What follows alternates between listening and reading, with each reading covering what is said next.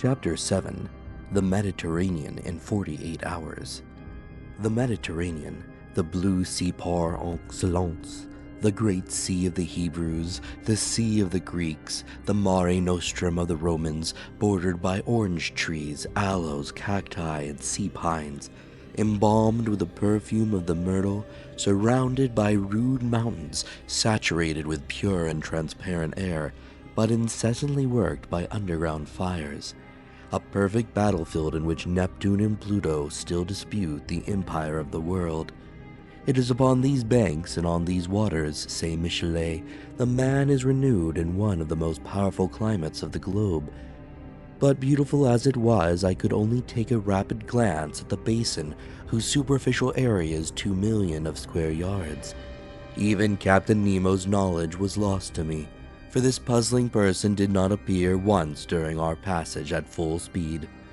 I estimated the course which the Nautilus took under the waves of the sea at about 600 leagues, and it was accomplished in 48 hours, starting on the morning of the 16th of February from the shores of Greece, and we had crossed the Straits of Gibraltar by sunrise on the 18th.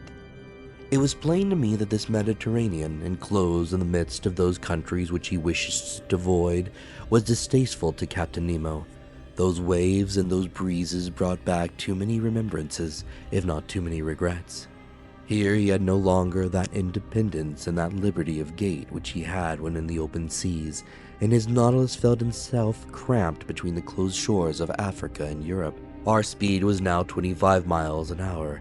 It may be well understood that Ned Land, to his great disgust, was obliged to renounce his intended flight. He could not launch the pinnace going at the rate of 12 or 13 yards every second. To quit the Nautilus under such conditions would be as bad as jumping from a train going at full speed, an imprudent thing to say the least of it. Besides, our vessel only mounted to the surface of the waves at night to renew its stock of air. It was steered entirely by the compass and the log. I saw no more of the interior of this Mediterranean than a traveler by express train perceives a landscape which flies before his eyes. That is to say, the distant horizon, and not the nearer objects which pass like a flashing of lightning. We were then passing between Sicily and the coast of Tunis, and the narrow space between Cape Bon and the Straits of Messina. The bottom of the sea rose almost suddenly. There was a perfect bank, on which there was not more than 9 fathoms of water, whilst on either side the depth was 90 fathoms. The Nautilus had to maneuver very carefully so as not to strike against this submarine barrier.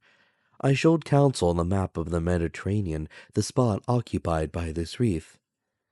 "But if you please, sir," observed Counsel, "it is like a real isthmus joining Europe to Africa." "Yes, my boy, it forms a perfect bar to the Straits of Libya, and the surrounds of Smith have proved that in former times the continents between Cape Bonco and Cape Farina were joined." "I can well believe it," said Counsel.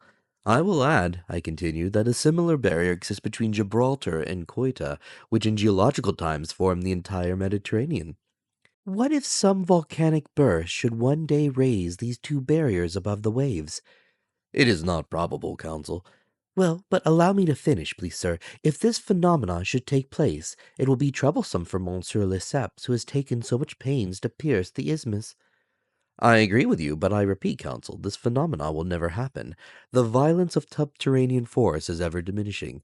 Volcanoes, so plentiful in the first days of the world, are being extinguished by degrees.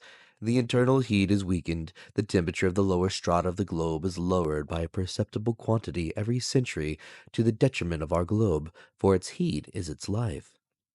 "But the sun?" "The sun is not sufficient, Counsel. Can it give heat to a dead body?" "Not that I know of." "Well, my friend, this earth will one day be that cold corpse. It will become uninhabitable and uninhabited, like the moon, which has long since lost all its vital heat." "In how many centuries?" "In some hundreds of thousands of years, my boy." "Then," said Counsel, "we shall have time to finish our journey, that is, if Ned Land does not interfere with it." And Counsel, reassured, returned to the study of the bank, which the Nautilus was skirting at a moderate speed. During the night of the 16th and 17th February we had entered the second Mediterranean basin, the great depth of which was 1,450 fathoms. The Nautilus, by the action of its screw, slid down the inclined planes and buried itself in the lowest depths of the sea. On the 18th of February, about 3 o'clock in the morning, we were at the entrance of the Straits of Gibraltar. There once existed two currents, an upper one, long since recognized, which conveys the waters of the ocean into the basin of the Mediterranean, and a lower countercurrent, which reasoning has now shown to exist. Indeed, the volume of water in the Mediterranean, incessantly added to by the waves of the Atlantic and by rivers falling into it, would each year raise the level of the sea, for its evaporation is not sufficient to restore the equilibrium. As it is not so, we must necessarily admit the existence of an undercurrent, which empties into the basin of the Atlantic through the Straits of Gibraltar, the surplus waters of the Mediterranean. A fact indeed, and it was this countercurrent by which the Nautilus profited. It advanced rapidly by the narrow pass. For one instant I caught a glimpse of the beautiful ruins of the Temple of Hercules, buried in the ground, according to Pliny, and with a low island which supports it. A few minutes later we were floating on the Atlantic.